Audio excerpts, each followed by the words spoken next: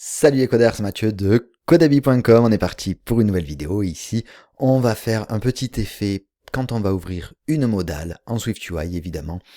Et cet effet, je vais vous le montrer directement, vous allez voir, si j'appuie dessus, on va avoir un petit effet de scale et un blur qui va nous permettre en fait d'accentuer la mise à l'échelle et de mettre vraiment en avant notre modale.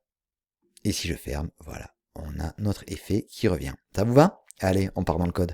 Alors, ce qu'on va faire, c'est qu'on va commencer par tout supprimer dans notre body ici, et je vais juste vouloir une z-stack à l'intérieur. Donc ici, je vais prendre hop une z-stack, et comme on va utiliser une modale, on va avoir un @state, on va le mettre en privé, state private var, show modale, et de base, ce sera évidemment false parce qu'on ne va pas la montrer. La première chose que je vais faire ici, c'est avoir en une vue de fond. Donc cette vue de fond, ce sera quoi?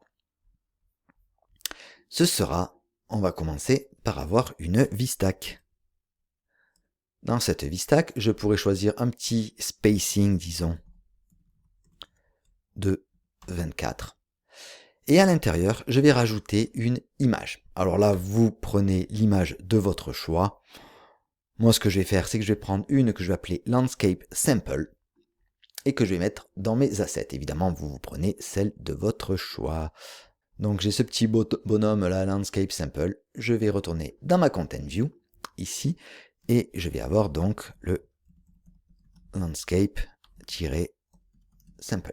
Ce Landscape Sample, je vais lui mettre un resizable, évidemment. Alors c'était un underscore, il paraît que ça marche vachement mieux. Donc il est resizable, je vais lui avoir un aspect ratio qui sera fill. Hop. Je vais lui donner une frame qui aura une width de 300 et une height de 400. Et je vais lui donner un corner radius, donc un clip shape, qui sera un rounded rectangle avec un corner radius de 30. Voilà. Donc on a vraiment notre clip shape. Il est pas mal, il est beau. Ensuite, on pourrait avoir ici un texte qui va nous dire qu'on a notre contenu principal. Ok, on va lui choisir un petit font. Font large title bold, comme ça. Ouais, non, hein. Donc je vais le mettre en title 2. Très bien. Ensuite, on va avoir un bouton. Donc je vais choisir un button. Le button, je vais juste le choisir avec un title et une action. Donc hop, avec le title qui sera ouvrir la modale. Et l'action, ce sera, on va faire un petit whiz animation, étant donné qu'on veut l'animer évidemment.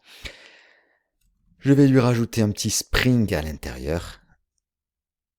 Donc ce spring, il va avoir une response qui sera de 0,5 et un dampling fraction qui sera de 0,8. Comme ça, on aura un petit effet ressort. Je sors de mes parenthèses, j'ouvre mes accolades et showModal sera égal à true, simplement. Ici, voilà tout ce que cela peut faire. Je pourrais sortir de ce bouton aussi et lui rajouter un button style et je vais le mettre en border prominent. C'est quand même un peu plus joli. Et voilà ce que l'on a dans notre premier élément. Je sors, je vais vouloir un spacer. Pourquoi je veux un spacer? Parce que je veux vraiment qu'on voit notre modal en bas et qu'on voit l'effet qu'on va avoir ici. D'accord?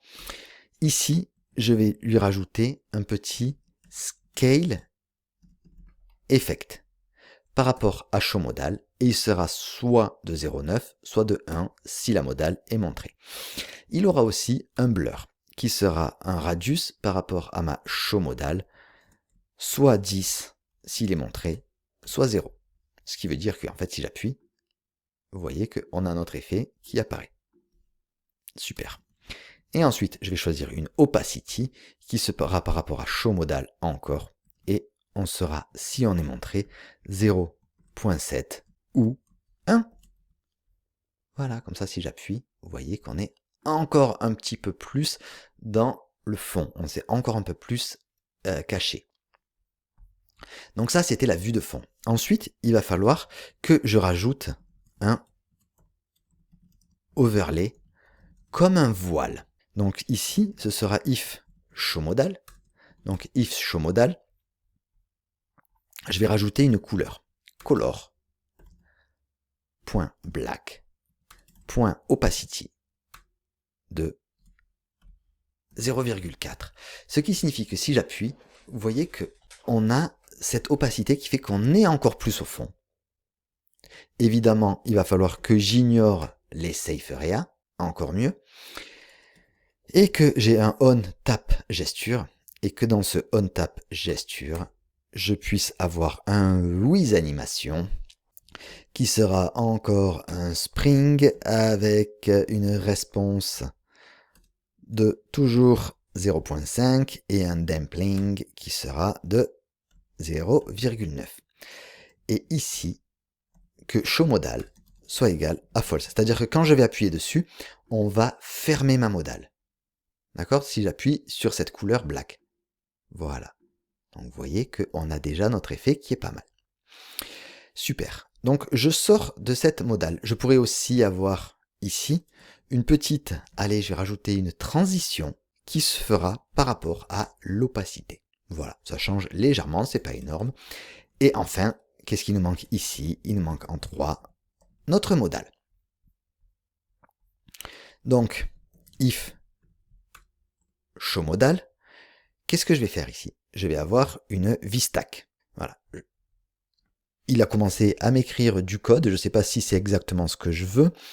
Non, parce que dans un premier temps, je vais vouloir un spacer.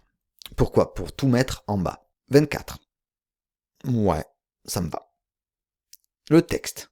Non, c'est pas ce que je veux, Mathieu. Je ne veux pas du tout ça. Je veux juste ma vstack ici et avoir une capsule.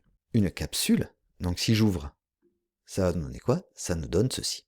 On est d'accord que c'est pas ce qu'on veut. On veut juste une frame ici qui aura une width de 40 et une height de 5. Hop, vous la voyez ici?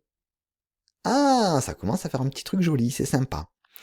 Et on va lui rajouter une foreground color, donc un foreground style, qui sera .gray, .opacity de 0.3. Et là, vous voyez que ça apparaît légèrement, c'est plutôt sympatoche. Ok, donc là, je suis dans mon capsule. Je suis sorti de ma capsule, je pourrais avoir un tac-tac, un texte contenu de la modale. Ça peut être pas mal. Allez, avec un font qui sera .headline. Mais pour l'instant, ça ne ressemble pas du tout à ma modale. Donc on va continuer. Et je vais rajouter un texte ici avec l'effet de profondeur est accentué par la réduction d'échelle. Qu'est-ce qu'il y a d'autre? Et le blur de l'arrière-plan. Ça pourrait être bien. Voilà ce que l'on a. Ce texte, on pourrait le mettre en multiline text alignment center. Et on pourrait lui rajouter une foreground style qui soit point secondary. Pour que ce soit en gris, grisé, que ça donne quelque chose d'un peu plus sympa. Super. On va lui rajouter enfin un bouton. Alors le button, il va avoir une action. Ici, on va mettre fermé. Et dans l'action, on va faire un with animation simple. Et là, je vais mettre showModal sera égal à false. Donc ce qui signifie que si je viens ici et que j'appuie sur mon bouton, ça ferme. Mon bouton, il est moche, donc on va lui changer un button style. Hein. Et là, je vais mettre... Qu'est-ce que je pourrais mettre? Si je mets glass prominent, est-ce que ça pourrait être sympa? Ouais, qu'est-ce que vous en pensez? Ça pourrait être pas mal. Ou juste point glace, on va voir. Si je fais juste glace. Ouais, on va mettre juste glace. Mais pour l'instant, c'est pas super joli, mon élément. Donc, si je sors de ce if showModal, donc je vais rester au niveau de mon vstack. Hein, donc je fais attention. Hop, ici. Je vais lui rajouter un petit padding. Disons de 30. Est-ce qu'on voit une différence? Attention. Oui, on commence à se positionner sur un endroit qui est sympa. Je vais lui rajouter un background. Donc je lui rajoute un background qui sera un rounded rectangle avec un corner radius de 40. Attention, ok. Mais vous voyez que elle est noire. Donc on va la changer cette couleur. Je vais même lui rajouter un style qui sera Continuous. Vous allez voir ce que ça nous donne. Hop. Ouais, ça me va aussi. Et je vais lui donner un fil qui sera le Ultra Thin Material. Voilà, comme ça. Comme ça, on est dans l'effet glass morphisme. Je sors de ce background. Je vais lui rajouter un petit shadow avec color, point black, point opacity, 0.25, un radius de 10 et un Y qui sera moins 10. Comme ça, en fait, on va voir vraiment, vous voyez, le contenu qui sera là-haut.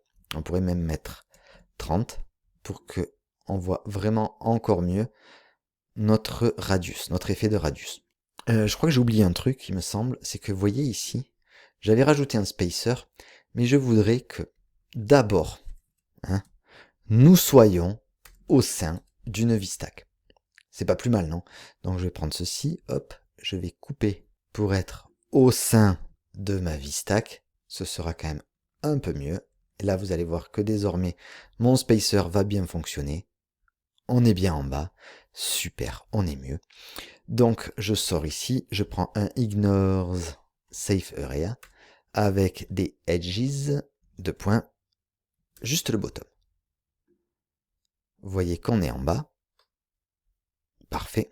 Ensuite, je vais lui rajouter une transition. Quand on va la montrer, ça va mover à partir de edge, bottom. Point, je vais le combiner avec mon opacité. Ah, c'est quand même beaucoup mieux.